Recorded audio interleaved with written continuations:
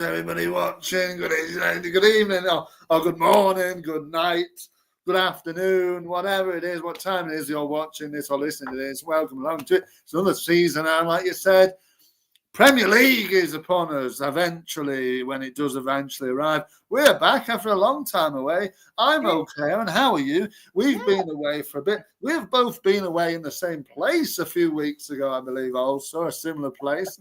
Yes, how are you doing? I love this new thing behind you. Look at the new studio, George, for Talking Leeds, for Premier League action. I've got myself a new house, and I've got myself a real podcast recording. I love it. It looks fantastic. And I said to you, are we doing live shows from there soon come, I suppose? We won't discuss the location, but yes. Yes, we're back. And good evening to Carl. Welcome back. It has been a while. Been a while since the Talking Leeds show. Yes, and good evening, Colin, as well. Good to have you back. We are back. We've had a long break because we needed to recharge our batteries, didn't we, George, from the title-winning season last season. And now we're starting to get some news. We're starting to get rumours. We're starting to get ready for the new season. The players are back in action at Thorpe Arch now, aren't they? They're back in their pre-season training. And we thought we'll be back as well. Why not? It's time to get into all the into the ins and out of Leeds United. But have you had a haircut, Mr. George? I have had a haircut, Alan. It suits you. Thank you. It's taking you this long to notice it. Yes, but I have had a haircut. The long hair is still there. The beard is still there, but I have gone for down the sides as a short back and sides. The back is short as well. It's a bit cold down, despite the hot weather today. The back of my head hasn't seen the light of day for some time. So it has now. Yes, it was last week I got a trim. So it's looking good. It's gone down well. And yes, this is it. I thought, let's change it up. And for Leeds, new season, let's hope we get on with the Premier League, new hairdo, the Jack Harrison look potentially, looking what he looks like yesterday when I saw that video of the pre-season training. So we're back on. Exactly, Shane. Is it Jack Harrison on the left? Well, he's grown a beard, but yes, like I said, very similar to Jack is my haircut. That wasn't what I was modelling it on, by the way, but yeah, very similar. Excellent. Well, we are back, and we will be back every week as well. We've even got Jerry coming on in a couple of days' time as well. He's busting to get on as well.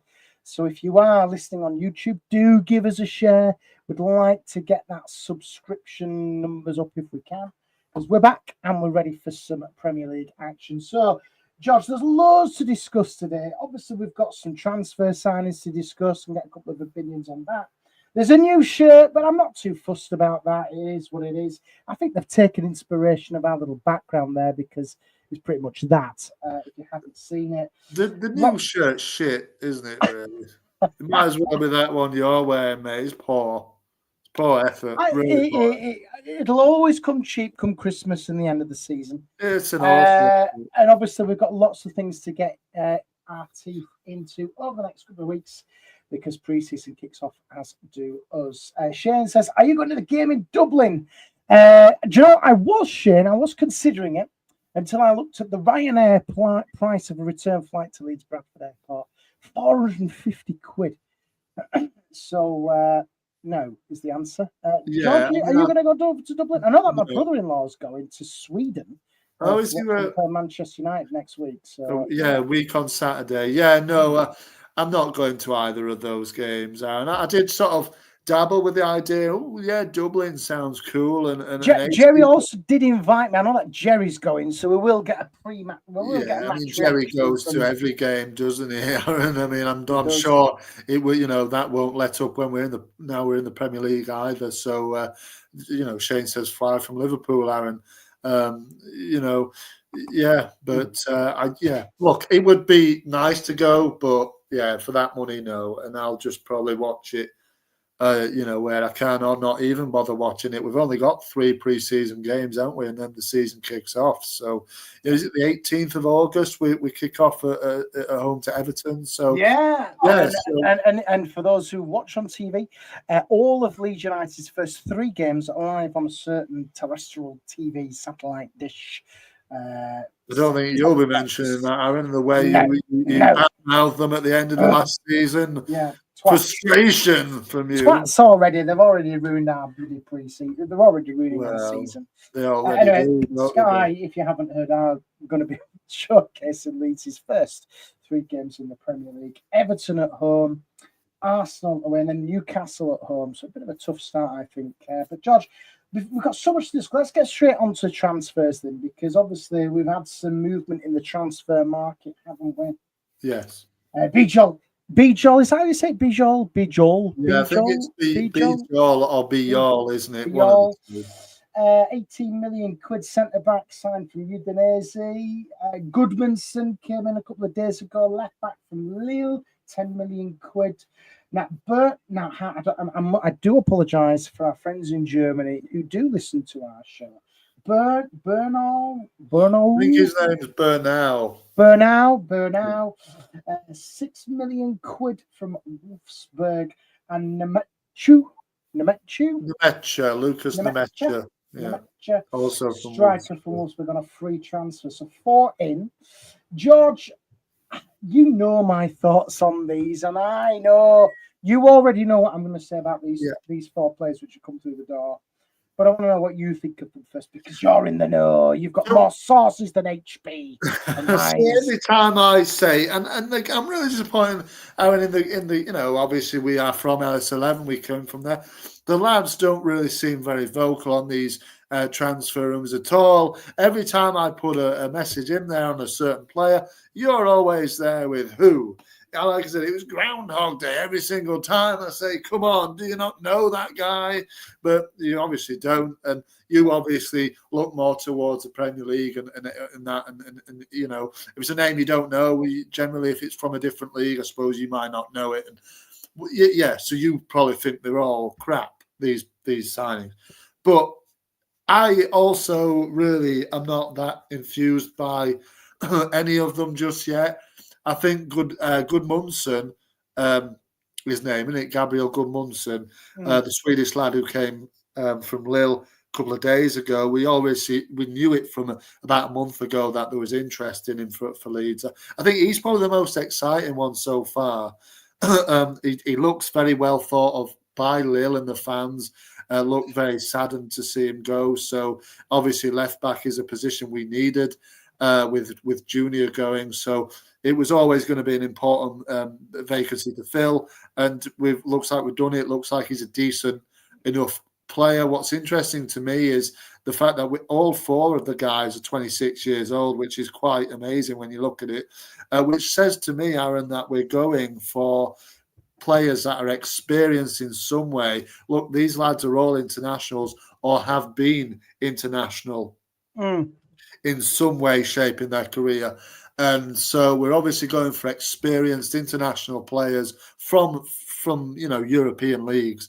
And I kind of don't mind them filling up the squad with these sort of signings. We need now to see really in the next 2 or 3 signings, definitely, we need to see smack signings, big signings over the next 2 or 3 for me. We need to start seeing some starting players. Only 2 of the 4 that have signed so far for me are starting next season on a regular basis, and that's Goodmunson and Bijol. And the other 2 are squad players for me. We need to now see players that are going to come straight into the first team and start, basically. That's what I think anyway.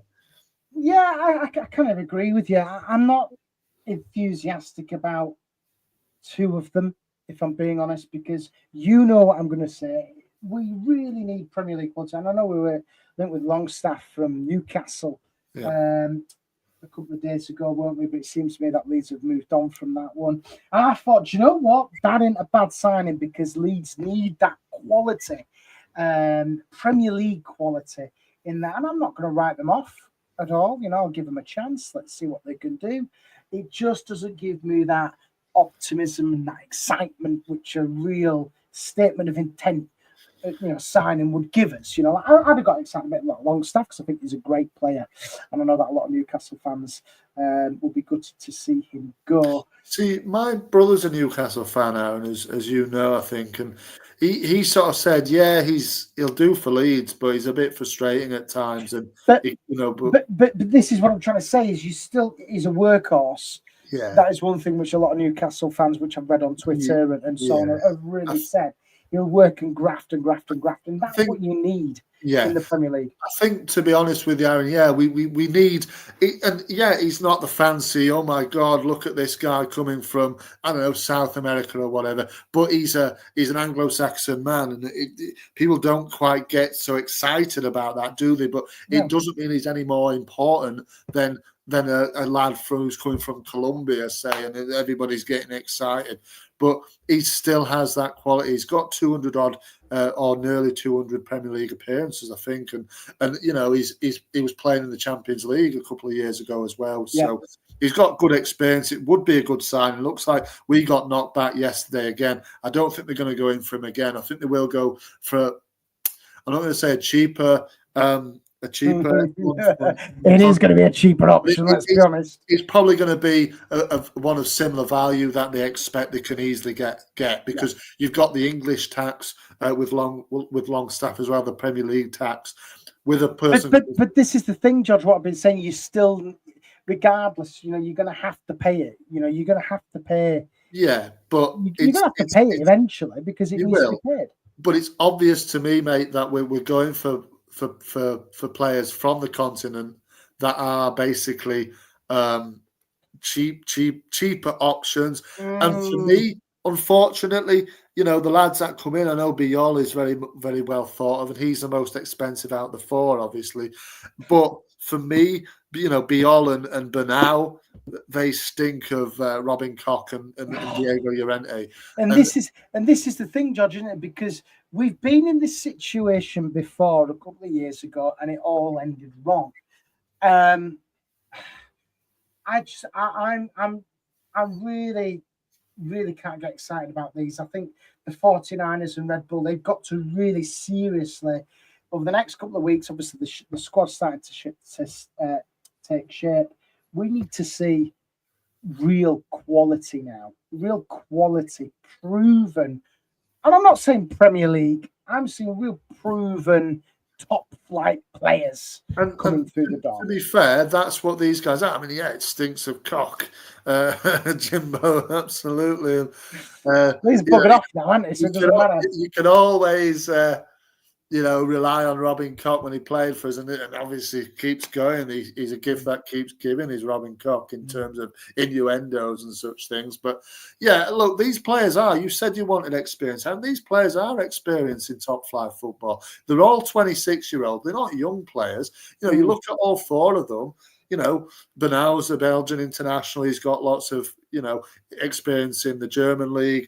Biol is, experienced in Udinese in Italian and in international level. But the Premier League is a different league, George. It's a step up on all of them. The golfing class between the Championship, as an example, is massive. It is. The golfing class in La Liga, Serie A, League on, they're massive. It's massive. It is, but you just said as well, Aaron, that you wanted, you weren't care that if it's from the Premier League, you just want proven top flight players, and this is what these guys are. It might be a different quality of top flight football, but it's still top flight football. It's international football as well. So, for me, I'm not getting so enthusiastic about the likes of Bernal and Lucas Nemecha, but I know these guys are going to be, they're not going to be starting. It's filling out the squad, and ultimately we will sign 3-4 players that will fit straight into the first team squad, and that for me will be a goalkeeper. It will be a centre field player, and it will be a number 10, and it will be a striker. And those four. So is that what you think we need then? But we need the whole. Do people agree in the comments though? So George, say it again, just so we can get people's opinions on what we need now. Yeah, we need the whole spine of the team. Welcome back. Thank you, Campos 82. It's welcome to you as well. But we need the whole spine of the team. It will be starting. So the goalkeeper, we sort the centre backs. We need a centre mid, we need a 10, and we need a striker. So that's 4 players straight up the spine of the team. That is exactly what we need to go straight into the starting 11. That is exactly what we need. Then we need to fill the squad out with 1 or 2 others, and that's it. So realistically, for me now, we need 6 new signings, to go with a 4, which I've always said, Aaron, before every time was 10 that we needed. That would make 10, and that is fine. The goalkeeper is a priority. Campos, of course, I always speak the truth. Have you been bribing Campos? That's exactly what we need. A centre mid as well, 10 striker, goalkeeper. Jimbo says the goalkeeper is the priority. I agree. But we want him, Perry, aren't we, from Lyon? I know they're staying up now, aren't they? They're not going down.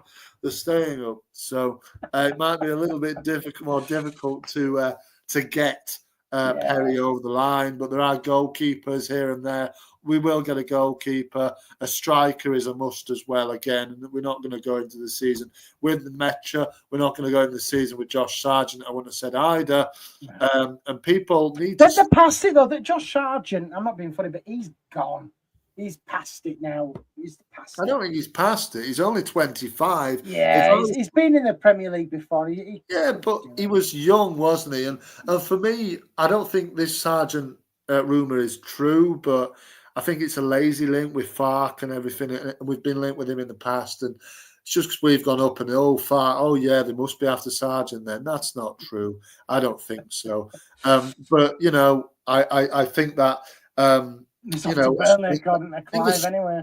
I think who cares? They can have him. I think we need a statement striker, and I think that's the main thing, really. A statement goalkeeper and a statement striker. We need a good level number 10 and a good level CM, and then I think we're a couple of things, maybe just one to fill out the squad with, and then you're done. And I think that's then we've got to say, okay, we're realistic, Aaron. We can't overturn the whole squad. And so we'll have to just see how we go. Yeah. I just want to jump onto the comments because there's tons of comments coming in. Please do keep them coming in, guys. We do read them all after the show as well. And we do like your interactions with us. Carl says, I still want someone better. He's not going from Gruev, decent squad player. Aaron, are you in Santa's Grotto? No, I'm in the brand new Talking Leeds podcast studio. Jimbo, where have you been? Let's have a look. Where have you been for the last 20 minutes? Yes, goalkeeper is a priority. Clive says, do you think we'll sign a right back to have a brand new back four? I think Bogle deserves a chance, Clive. Do you think he deserves a shot? Yeah, I think we're all in agreement there. I think Bogle probably... I think they will sign I think they will try and sign a fullback, replace a... It doesn't, George. Sorry to interrupt. No. Sam Byram has signed a 1-year deal. We don't need another right back. No, Byram is there. So I think at the moment we've got Byram, we've got Bogle, there's Goodmanson and Schmidt. So that's 4, isn't it? There. Yeah. Whether that's good enough or not, I don't know. But it's not a priority anymore with Goodmanson coming in, is it? He can play left back. Bogle can play right back. The other 2 lads can interchange as in the cup games, and people get injured. Anyway, also look at this, George. Put up on the screen here. Look at this, a blast from the past. Mr. Alfie Kemp. Good evening, Alfie. My Lord. Alfie, I didn't recognise you there, fella. He's looking well. Look at that photo. He's looking Come on in. Get him on. Come on, Alfie. Get back in here. Good evening, Alfie. Bamford's been on the supplements this summer. 30 season incoming. I'd absolutely love it if he got 3 That would be a really good improvement. I mean, Bamford he looks a tank, doesn't he, by looking at that little video and photos of him in the pre-season. But yeah, hopefully he's looking good. He's looking good. He's feeling good and ready to go. And yeah, thank you, Michael. New trim up and ready for the new season. And absolutely, let's get going, Dale. Good to see good to see you here also. And Clive Patrick is a beast now. Byram started squeezing his biceps. Yeah, of course he did. I'm sure if you were there, would you be doing that? You know what I mean? Or maybe I don't know. Who knows? Don't know what you're on about. It's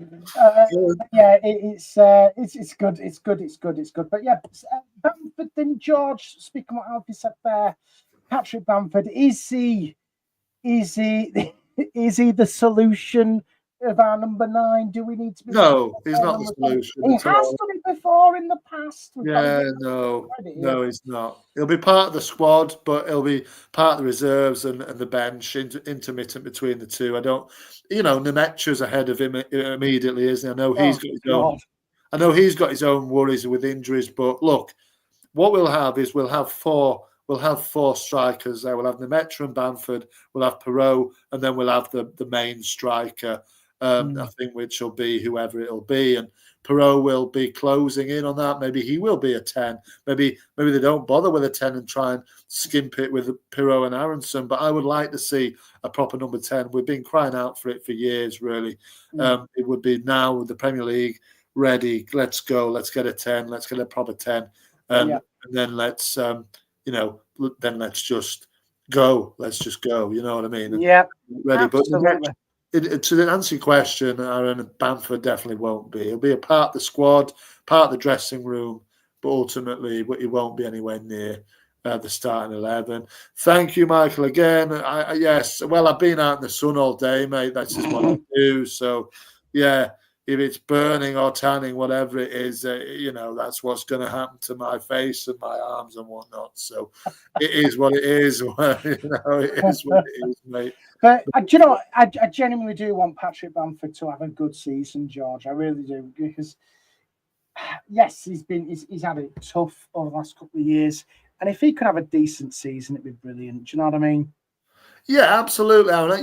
He's a good lad, and he's a good egg, is Patrick, isn't he? So we're all obviously plays for us as well, which is a bonus. So we're all rooting for him. But yeah, I don't envisage him playing any kind of real role in this season. He's just kind of like there for morale, maybe, and the odd game here and there when he's fit. I don't see him really being any kind of threat to any other team. We definitely can't go into a new Premier League season with Patrick Bamford as leading the line. It's got to be a statement striker for me. It's got to be one that gets the fans excited, because both you and I have come on here now, and it sounds like the people in the comments as well are not very happy. Not happy, but not like, wow, this is awesome, and so excited about the signings that we've made. So I think we need a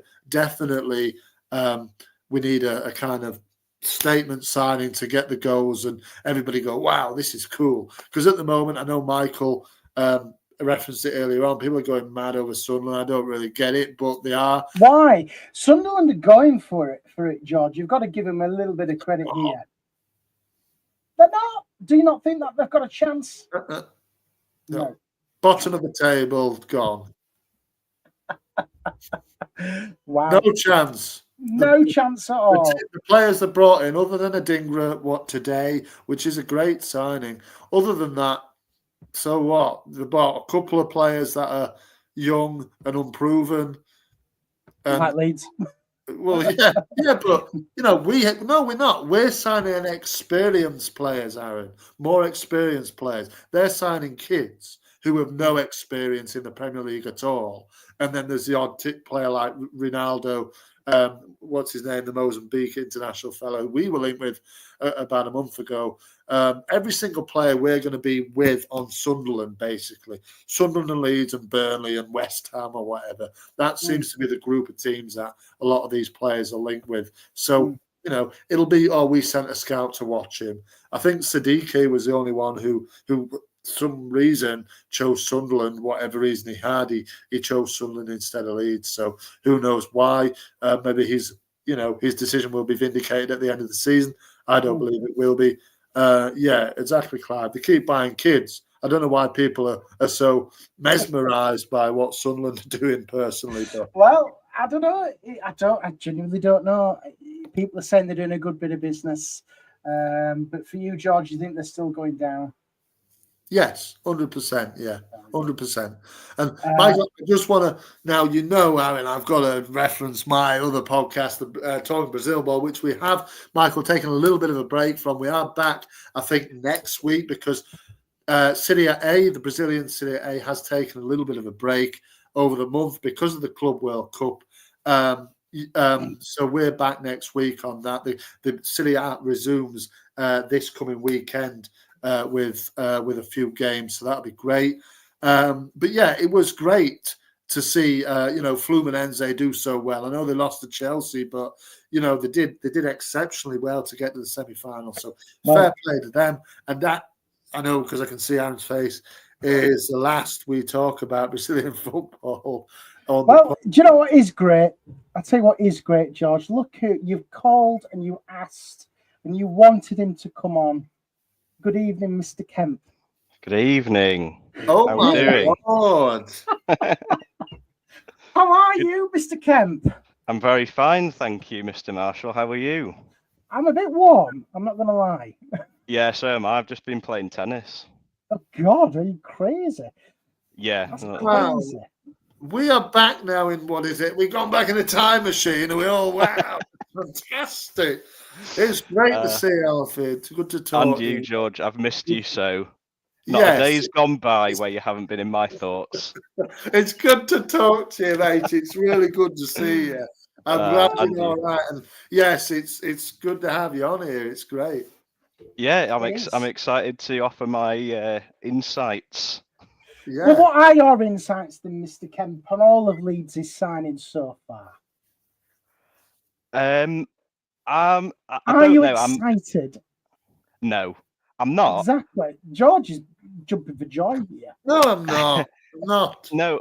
Do you know, I'm not excited, but I like that I'm not excited because I think what we've done so far is quite sensible. It's clear what we're trying to do. We're just trying to sign massive players, but not big names, just massive players. Every player we've got is at least 6 foot, I think, so far. So it's clear what Farke's trying to do. But do you know what it is? We're going to be hard to beat next year, and also for a change, we have got all our business done early. So we haven't had any protracted out sagas that are going to last until deadline day, and then we end up missing out and getting somebody else rubbish at the deadline. So, and also I like our attitude that we're not getting drawn into overpaying. I know that like the Sunderland thing is kind of taking everyone by surprise, but just look at the fees that they're paying for these players. Like, I mean, the Adingra signing for me, that came out of nowhere. That genuinely did shock me, but they've spent 30 million euros on Habib Diarra. He's not worth that. And we know he's not. We offered, I think, what was it, 2021? Yeah. And they said no, and we said, right, suit yourself then. Go and find some other mugs that'll pay 30 million for him. And do you know what it is? And we're not rich enough to hedge our bets and sort of just chuck money at a player who may or may not be good. But it's so far so good for me. But we're not going to be let down by any of our signings, are we? Because none of them are particularly star-studded. But yeah, it's remains to be seen, I think. Again, Clive says Lebris he was an academy coach, so maybe that's why he's signing academy players. But yeah, I mean, for me, 6 foot plus the players, it's like you said, Alf, it's obvious what we're going for. Big, tall lads who can just batter the other guys off the pitch. And this is clearly what we're going for. Experience in some way, and then, people are getting touchy because Sunderland are suddenly coming in with big money signings. But like you said, Alf, Diarra, we knew he wasn't worth that much, but some mug's going to pay that for him. And look, well, they got somebody to pay that for him. And then suddenly people are saying, oh, Leeds don't know what they're doing. In fact, it's the absolute opposite of we don't know what we're doing. We know exactly what we're doing. We don't want to overpay for players like Diarra who are unknown and really, and people are going, oh, I didn't know who he was 2 weeks ago, but no, I'm really upset because he hasn't signed for Leeds. Well, that's your business, you know what I mean? That's, you know, whatever. But speak it into existence, you know, whatever you want to have. So, so Leeds are going to sign a few players. We believe it, and we're going to have it. Yeah. Can I also point out as well, I did see this today, that all of the players that Sunderland have signed recently, so Adingra, that Kemsidine thingy, sounds like a toothpaste, that winger from Club Bruges or something. Yeah, Taldi. Yeah, that's it, something like that. Reynildo, Diarra, and the other one. The AFCON is in January. That's all 5 of their signings are going to be unavailable for a month. Exactly. Like half of their squad is gone. I did have a look at their fixtures, and actually they've got a decent-ish run in January. So I don't know if they've looked at it and thought, well, you know, I hope we're sort of clear enough of relegation by then, because that genuinely could be a massive oversight. I mean, obviously the thing about overpaying, you know, I think is, you know, they I don't think they know what they're doing. I think they are literally just snapping up whoever they can and kind of worry about it later. But, you know, that genuinely could hurt them. You know, I mean, well, yeah, as Michael says, 21st December then. So it's a long tournament. Like, this is not, I don't think they've quite thought that out. And if they're overspending now, they might not have a lot of money to spend in January either. This is the issue, isn't it? So... Yeah, and that's what Angus always said, wasn't it? It always comes at a cost. And to be fair, you know, for as much as Angus was, you know, a bit of a knob at times, he was right that we do need to keep some funds back for, you know, if we get to January and we need a bit of extra something or an injury replacement. So I like us being smart. It's good to see, and we were smart last season. So you know, it's good to see that that's clearly something that's continuing, I think. Yeah, exactly. It's you've got to be smart, and fans get frustrated, don't they? Because they see Sunderland doing business. That Burnley have already signed, I think, 9 players, so they're already doing business, and people aren't getting so excited about our signings because they're a bit run of the mill, you know, standard kind of. We don't know who they are, but they're internationals or some way. We need, like I said, we need a couple of signings now. It's soon, in the next couple of weeks, that say, hey, we are excited now. And it's got to be, you've got to admit as well, lads, people are more excited by attacking options than they are defensive options. And we've gone for mainly defensive options so far. The Metcha isn't really getting a lot of people's blood pumping, is he really? Although he could be a solid option, you know, for a squad situation, but he's not the you know, 30 million pound striker that we're kind of wanting with bells and whistles on it. So, you know, let's see. And Burnley's statement signing was Kyle Walker. Of course it was, but if that's it, then that's it. Fair enough. I mean, I don't know. I thought that was a great signing for them, by the way, Kyle Walker. Really? Great. Yeah. That's awful. Really? Proven quality. Yeah, maybe dog Premier League player. Yeah, 4 years ago, maybe. Yeah, exactly. But, you know, I mean, it's the kind of transfer that when you first see it, makes you go, wow, Kyle Walker. And then you just sort of think about it and go, actually, do you know what? Like, his pace has gone. Yeah. You know, if he was anywhere near as good as he has been, City wouldn't have let him go. It's as simple as that. I mean, he's probably still got a season left of him, and the experience, you know, would have been good, I think, if we had gone for that. But, you know, you're signing the player for that much. You know, if you think about how much his wages will be as well, you know, we'd be signing the player. I would not start him over Bogle. Absolutely not. Certainly not at the start of the season. You know, it's good. And he can play centre half as well, can't he? So, you know, it's sort of, it might be a good signing, but it's sort of, it's a big name, but it's not a smart signing, I don't think. Thinking about goings then, lads, who's going to go? Obviously, there's Jack Harrison to sort out yet. We don't know what's going to go on with it. Is he going to go back to Everton? God knows. Jack Harrison, George, what are you going to do with him? Well, keep him in the team. Alfie? I don't care. I don't know. I don't really mind, to be honest. I saw that someone had doctored a photo of somebody in training kit and put Jack Harrison's face on, and I thought it was real at first. And I thought, I saw it and I thought, you know what? Good. Because actually his last season before we got relegated, he genuinely, people I think have forgotten, genuinely was one of our best players. Yeah. And we are going to need to fill the hole that Solomon's left, even though he's a lone player. Yeah. That is a massive part of that team that's going to have to be filled. And I'm not saying that I think Harrison could be as good as Solomon if he gets himself going.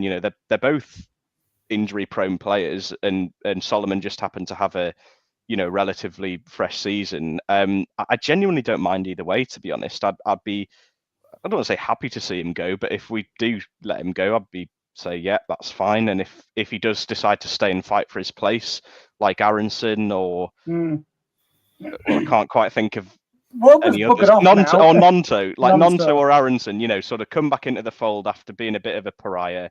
Get your head down, get working, and work your way back into the team. And there's examples now that so I think it feels like sometimes Leeds fans don't practice what we preach in terms of like sticking by the players. We are generally can be quite quick to turn on a player, but actually you look at Nonto and Aronson, they are perfect examples that you don't have to come out with some apology statement or anything saying, oh, I'm really sorry that I went to Everton, but just come back in and get your head down and start working, and it only takes a couple of games to come back in. So I don't know, do what you want. Just ask him what he wants to do. Well, Jack Harrison is clearly here. Look, he's here. He's Jack I mean, Jack.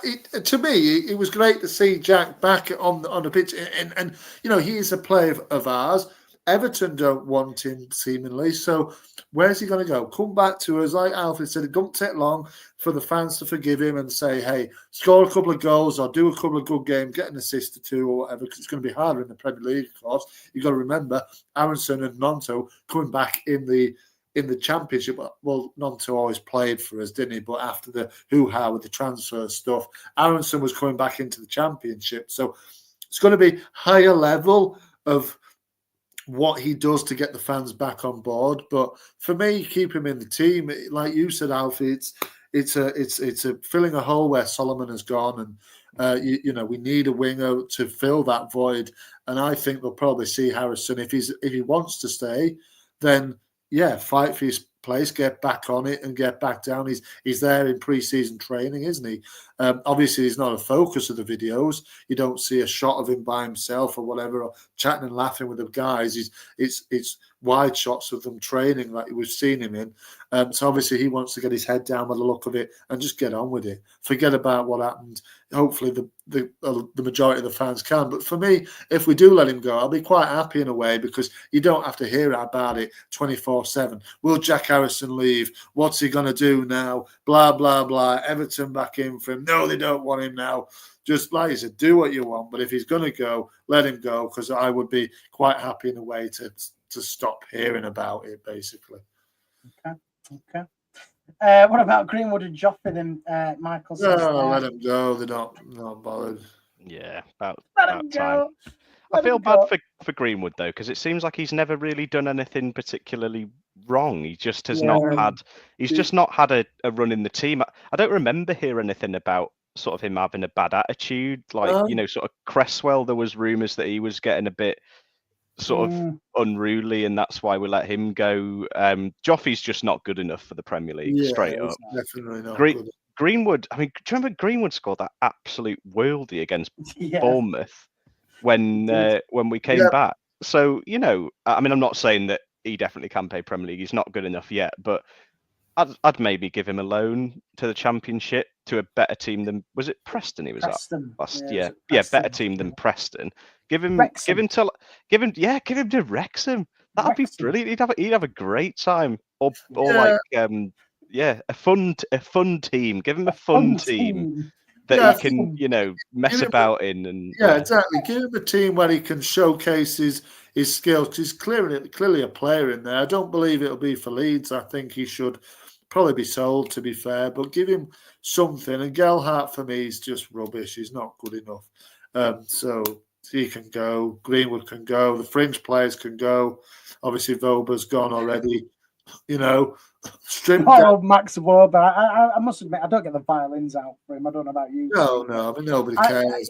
I don't know. I feel a little bit. I feel a little bit for him. Like, I mean, I don't like the fact that he's come out and said what he said, because I don't think any player should ever say that, especially when you've got to accept that like Rodon and Ampadu were just by far too good for that league. But he came on and scored. He scored, didn't he, against Derby? Against Derby. It was a great finish, and I was absolutely over the moon for him. Yeah, I mean, it's again one of those. Like, I mean, I actually would rather just see him go, a bit like George said about Harrison, just so I can stop hearing about him, because it's boring, and he reminds you of that miserable season. Yeah, well, he's gone now, and he's gone for good, hasn't he? Has he? He's gone on loan. He's gone on is loan. it a loan? But it's the last. Is it the last year of his contract? Yeah, though, so they'll do it's a deal. like it's a bit like it's Robin Cox Koch situation, isn't it? Yeah. That's fine. We'll move on from that. Yeah, he won't play again for us, which is fine.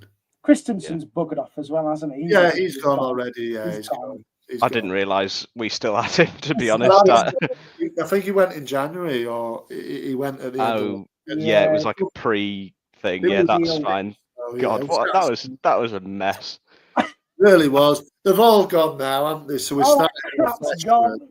I've never seen. And now we'll get fucking relegated with the likes of Bial and go off and become hated by the fan base. And we'll be here again in 2 years. Exactly. Some of them will come back, and everybody will be like, "Oh, I don't want him back," and then whatever. So, it's like I said before, it just stinks. These two, what's his name, Bornau and Bial, it just stinks a bit of Robin Koch and Diego Llorente, where eventually they'll just say, "Oh, fuck it, I don't want to be with Leeds United anymore," and then there's a hoo-ha about, he can go off to Germany again, or whatever. But Max Wober, I was like you, Alf. I was delighted when he scored that goal against Derby, but ultimately it didn't look like his heart was in it really. With the championship. He hated the championship. He hated being at Leeds. Yeah, he clearly did. He clearly did. Hated it. You could tell. Yeah. When he come off the bench, he's like, "Oh God, I'm here again." Yeah, it just didn't. He just didn't enjoy it, did he? And to be fair, you can understand it in a way, because the fans didn't like him, because he fainted to be in the squad in that first championship season, and then he buggered off to Mönchengladbach just before the season started, when everybody thought he was going to stay. And so that's where the hatred or the frustration came with him. And but anyway, he's gone. Doesn't matter. He's buggered off. See you later. Ta-da. Yeah. Enjoy. I think with just going back to sort of the players that we've brought in, I think Bial is going to be, or Bijol, whatever we're going to decide we're going to call him. I think he's going to be bigger for us than most people realise. I have a really good feeling about him. I don't know. I've been thinking like it seems a bit like the Josko Gvardiol situation where we were really close to getting him. I don't know if it's just because his name starts with a J and ends with an Ol, but I'm just thinking like we really should be using the example of like Rafinha last time we were in the Premier League to try and sell Leeds as almost like a stepping stone. And I hate to say that, and don't get me wrong, I don't like that that's sort of where we are, but it's the reality, I think, of the way football is and the gulf of finances. Yeah. But I think, and I think we were probably saying the same thing to Gvardiol at the time as well, to say, look, like you're a good player, you're going to be an elite, centre back someday. We can accelerate your career by a season, 2 seasons. Come and play in the Premier League for us. Show us what you're about. and then you can move on to better things. And Rafinha is a really good sort of example of that. Of like, you don't have to wait for a big club to come and sort of showcase yourself, you know, on the bigger stage, sort of thing. And I think that's probably why we've got Bijol, because I think the longer the window went on, I think a bigger club might well have snapped him up. So yeah, I think I don't really know where I'm going with this, to be honest. It's just, these are just thoughts that are in my head. But it's right, and Bournemouth have done the same. You know, you look at all the players they've let go. Howson, that was a mental signing to be able to get him, because he was definitely knocking on the door of a big move last summer. Bournemouth got him in, and they've got the sell on, and Kirkes as well, and Semenyo they're looking at selling. There's another centre back who I can honestly say I've never heard of, but he played 36 times for him last season. I have no idea who he is. But, yeah, something like that. But that's an example, because you look at them now; they've got a ton of money to spend to rebuild their squad, and that's how, you know, that I think is how we need to be looking at. And it may mean that we do bring in some more relative unknowns, but it does mean you can probably get a player who is Premier League quality without paying the premium that clubs put on Premier League proven players, for example. Do you know what I mean? It's a bit of a smarter way of doing things. It's riskier, but it's potentially smarter, and means, you know, you can sort of bounce back if you get relegated. This is exactly right. And for me, it's the model that Leeds should go with.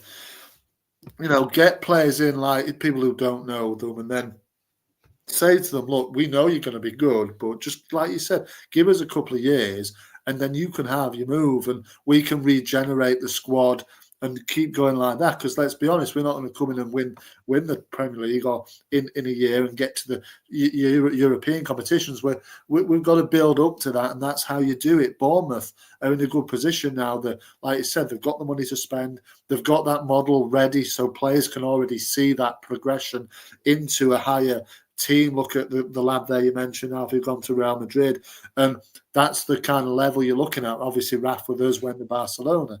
It's the kind of thing, you know, as us as a club that everybody benefits from. You know, the club gets a good player for a couple of years, and then they get the move to the dream club a couple of years later when they've performed at a high level for a couple of seasons. So it's a good level to be at, and I obviously wouldn't, you know, say, oh, I don't know who he is. Who the hell is he? I'm breaking the house down because we've signed a bloody guy from the French division or whatever. It doesn't matter, does it? You know what I mean? So he might turn out to be good. I mean, there's a Japanese lad who we're after now, isn't there, from Sporting Lisbon, who would be the centre midfield partner, obviously, with Tanaka. So there's a link there in international terms. I can't remember his name, Mattia or something like this. He's from Sporting Lisbon, isn't he? But there's a couple of names being mentioned, of course. So, yeah. Yeah, just want to touch on this because Michael has been busting to get his comment in. Michael Gott says, like to ask you all, is Daniel on a time frame with the new owners? If so, how long does he get? I don't like that, Michael. I think Daniel Farke will be Leeds United manager for this season.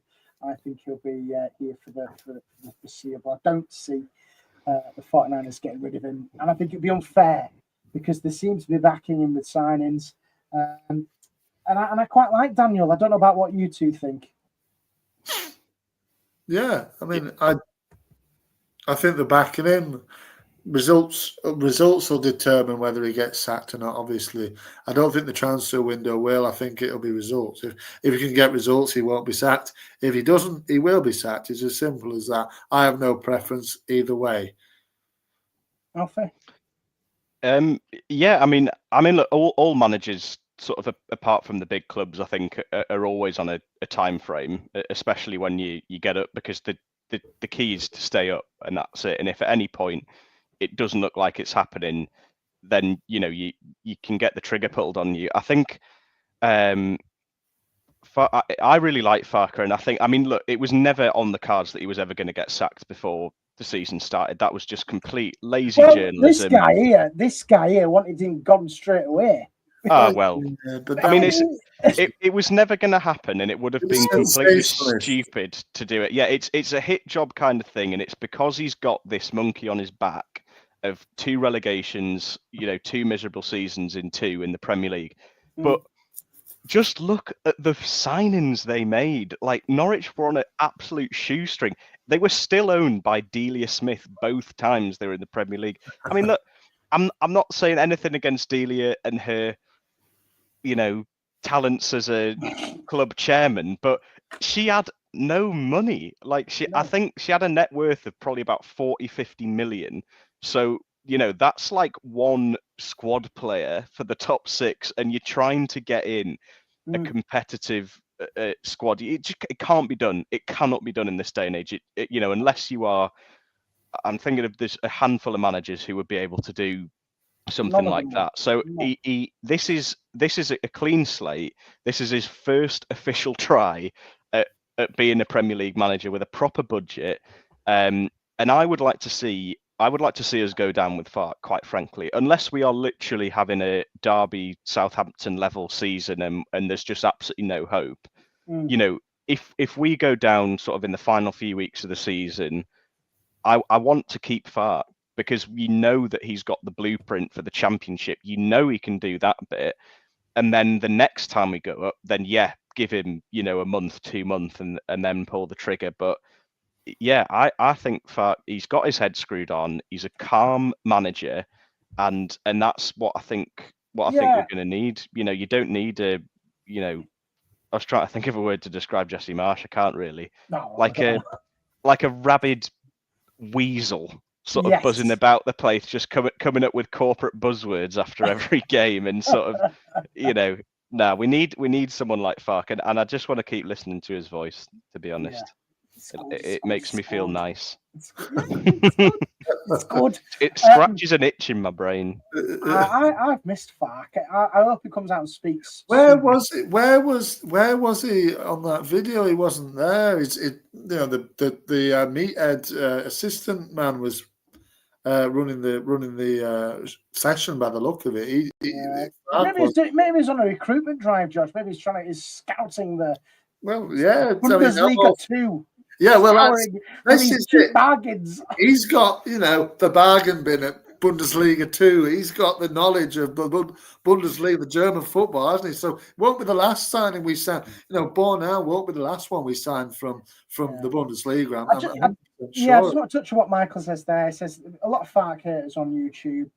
He's only got somebody apparently has said that it's got to the end of August. Because I rate Farke, I feel he deserves it. I hope they don't if they do pull the trigger, you've got to give him at least 10-15 games to see how the season's going, because I think you've got Everton at home, Arsenal away is a tough game, Newcastle at home, tough, Fulham away, competitive, Wolves away. You should hope Bournemouth at home, you should be able to pick up a few points within that time frame. I just hope they don't pull the trigger and think, oh God, we've drawn against Everton and got hammered 4-0, 4-0. I hope they don't do that. I hope they just give him a little bit of time, because that's what he needs. Oh, he was on. He was on at the end of the video, was he? I didn't see that, to be fair. But yeah, I don't know. There you go. Apparently, Jimbo says Farke's on the piss in Ibiza. Good lad. I hope he is. He deserves it. He's still on the piss in Leeds. He's still there. He's just riding there. You just see him every morning. He does constant laps of the hedgerow.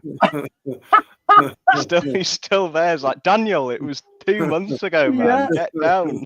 Oh, he's loving it. Yeah, because you say we can recollect about his managerial ability, but to be fair, he seems like a good bloke, and I think that's part of it as well for the fans. He seems like an approachable man and quite a relatable bloke. Speaking of managers, can I just mention Keith Andrews has got a job in the Premier League? Yeah. Keith Andrews was on Sky years ago as a kind of pundit. And now he's back the Brentford job. They are fucked. Yeah, I thought it was a different Keith Andrews, and I thought, oh, that's interesting. There's a guy with the same name as the guy, but yeah, it's bizarre because when did he stop being a Leeds hating bastard and go into set piece coaching? Yeah, and B, why did they think why did they think, oh, Thomas Frank has gone? Like, they're like, oh, great, there's loads of managers out of contract this summer, loads of experience there. It's just like, no, we have to go for the set piece coach, someone who knows the system or something. It's just like, so I know, Zidane's out of contract, and we might be able to get like Allegri, and like, could we tempt Klopp back in? It's like, no, Andrews, it has to be him. Sam Goodman still has hope. Then it's just, it's bonkers. They've shot themselves in the foot. It's sort of Hockaday kind of vibe to it, really. It's worse than that. I would say honestly, because at least he was the manager of a football club before we hired him. Like, it was Forest Green Rovers, but oh my god! Do you know what it is? We're sitting here, watch him be absolutely mint. Like, watch them lose like Mbuemo, Wissa. They've lost Norgard. Watch them lose all their good players, and he'll just get in all the champion, like proper championship bastards, and they'll win they'll like draw every game 0-0. Yeah. And, oh man. So it could be worse. So Leeds could have, sacked Fark and brought in Keith Andrews.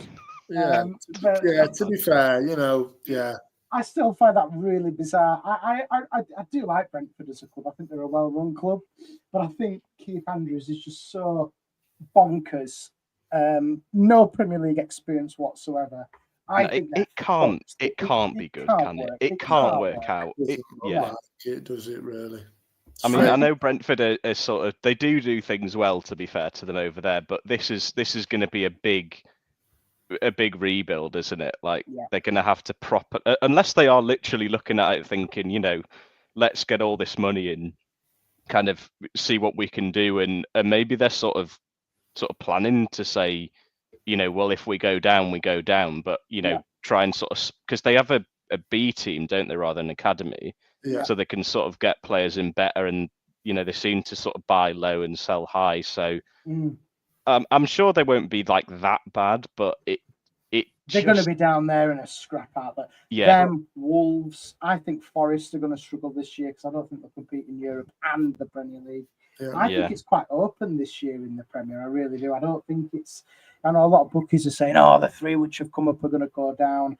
I don't think it'll be as quick as that. I think it's going to be quite open this year, and I think Sunderland, as we said before, I think they've made some good signs. I think they'll compete this year.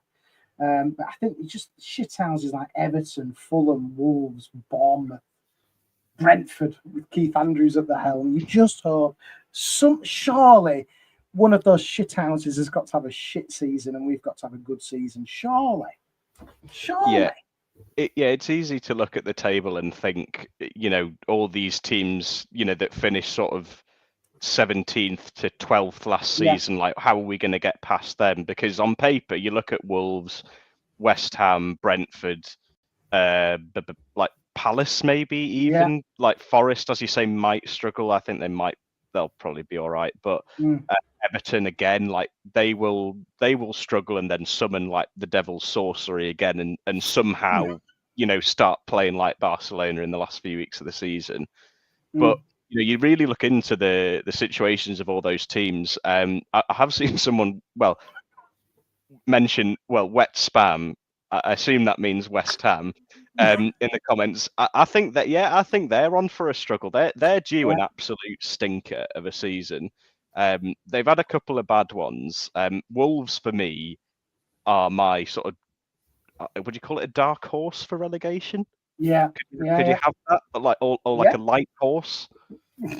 A light horse for relegation, because they've lost their two best players and they don't seem to be doing anything about it really. And I'm not, as much as I did like Manchester United being down there last year, I don't think they'll be down there again this year, and I don't think Spurs will be with Frank at the helm. I think they'll be mid-table as they were with Brentford, and I don't know, I just hope that we compete. That's the main thing. Don't sack back, give it a go, and just enjoy the ride, and don't, at the end of the day, your Arsenal games, your Chelseas, your Man Cities.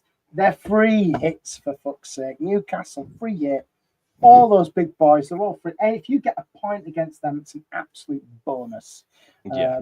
And that's what we've got to start thinking of. We're thinking, oh, God, 3 games in. We've drawn at home against Everton. We've been spanked by Arsenal and Newcastle, and it's all doom and gloom. But we ain't competing with those. They're just too big for us at the moment. And I just hope we just compete. Don't get spanked every week like we did under Marsh. Because that was shit. Let's be honest. All 3 of us were depressed. Yeah, it was genuinely a struggle. Depression. To, I think it's something that isn't quite talked about. I'm really gonna, this is really sort of, oh, woe is me. But I think people don't really think about, when you've come back from football and you've lost and it's been really horrible and just miserable and you just don't want to talk about it. But imagine that, but you have to talk about it. That's what it was like. It was like we get back and it's like, now we have to talk about it. We don't have a choice. And it's like, oh, for God's sake. Like, it's just, I am going to miss, shall I tell you one thing? I am going to miss that. I am going to miss the championship, lads. I really am. I'm just going to miss the championship shithousery each week. I am going to miss it. I think you're getting a bit of nostalgic bias there because I agree with you. I sort of agree with you now, but like 3 months ago, it was like, get me out of here now. Yes, I agree. Please let this end. But yeah. I'm going to miss it. I'd love a game against Wrexham, just to be honest, but it doesn't matter. We're out of that now, and it is what it is, isn't it? We're out of it. We're going to get spanked every week, and it's going to be disastrous. Park's going to get sacked. George is going to be saying we should decide these shithouses who've come in, and it's all going to go wrong. And this is like what Colin says. Like what Colin says there. I am not this one. Colin, I'm going to miss winning because for the last 2 years, being at Ellen Road, watching us absolutely spank teams, has been a joy to watch. It really has. And now it's complete role reversal because you're going to be hanging in 5 minutes here, 5 minutes. Can we get a goal? Can we hold on? Can we get to half time? Oh, get out. It's a different. I'm bored of winning. I'm bored. It's boring. Different mindset into it and different quality of opposition. A new challenge, and that's what we're after. Yeah. I'm looking forward to not. I am going to miss sort of like us, regardless of like whether we'd won like 7 or 8 games in a row. The utter meltdown after losing like 1 game last season, like we'd be absolutely miles ahead, and we'd lose 1 game, and be like, right, that's it. It's over. Fuck out. Yeah. Whereas next season we're gonna get spanked 6-0 and be like, well, we held out for the first 3. No, well, we did all right in the first half. It was if it was a game of 2 halves, we'd have done all right. Yeah, it was only 1-0 at half time, and then He brought that Mature or whatever he's called on, and he just missed a sitter, and it had changed the game. It's going to be that. Bamford's going to be the game changer, and you just we missed Bamford. It's going to be all that again. Yeah, I can't wait. I really can't. I really can't, lads. But yeah, let's just hope that Leeds can get some more signings through the door, get a real good quality squad together, and just for God's sake compete. Because let's be honest, it can't be worse off the last time we win the Premier League. It can be a lot easier and a lot better with Fark at the helm. Absolutely. and as Michael says, sack back, then Jesse and Sam come back. You just think, we don't need that. We don't need Big Sam. He's gone. You know what I mean? I'm not 100% sure that era under Sam Allardyce was real, to be honest. It certainly didn't feel like it. Dimension. Yeah. I'll always remember that formation in the last day of the season. And with like 7 defenders conceded in the second minute. Oh man, that was actually. It's funny now, isn't it? Yeah, it's funny. It was funny because when was it Gracia who got sacked, and then he literally did an interview with Talk Sport or something, didn't he? Big Sam's as well. I'm looking out at Thorpe Park now, and it's grand, and you think, oh, for God's sake. And you just think, well, the guy doesn't even manage at Soccer Aid anymore. That's how shit he is. He got sacked by the World 11. Oh, This God. is the thing. It's just crazy. It's just crazy. Angry Ginge. He lost Angry Ginge in the dressing room. And as Clive says, finish 17th and we'll be happy. I think we all will. 17th is the goal this season. And if Leeds stay in it, great. Compete, great. It'll be good. But yeah, we will see. Well, do you know what, lads? It's been a real pleasure to have you back, Mr. And please do come back. We love talking to you. It's like a little reunion. We should do it more often. Reunion tour. A reunion. Oh, it's great. If Oasis can reform, so can LS11. Yeah, very true. Yes, absolutely. That's what the fans wanted. Yeah.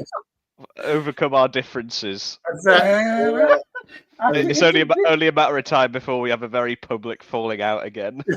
Exactly. Mainly involving black Bentleys. Yes. Oh my God. Goodness me.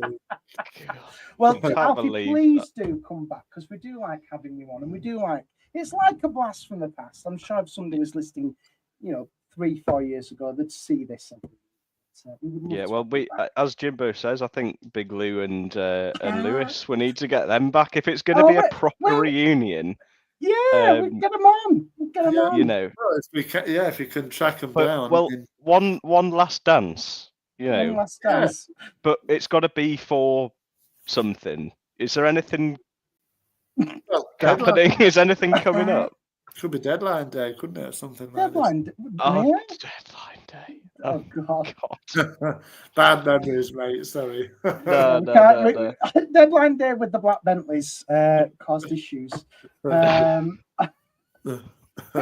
get Clive and Russell on. I can remember that. That was a good job. That. Yeah. Everybody. How many people can this stream take? As many as we want. Fill it up. Why don't you just type out a list of random email addresses and just send them all out and let's just see what happens. See what happens. Yeah. Well, as I say, please do give us a like. Do give us a share. Do listen on the pods as well because we get this out on the podcast, and we do get listeners. Believe it or not. Good. Believe it or not, we get thousands. Believe it or not, God knows why. You're really selling this, Aaron. It's great. It's been great to have you on, Alfie. We will get you back on. George, you'll be back because you always are. Jack Harrison in between. Jerry will be back. And we'll be back talking Leeds for some Premier League action and discussing when Daniel Farke will be sacked. And it's all doom and gloom, and I can't wait. So, gentlemen, we'll see you on the next one. See you on the next one, everybody. Good stuff. See you soon. Ta-da. Watching all together.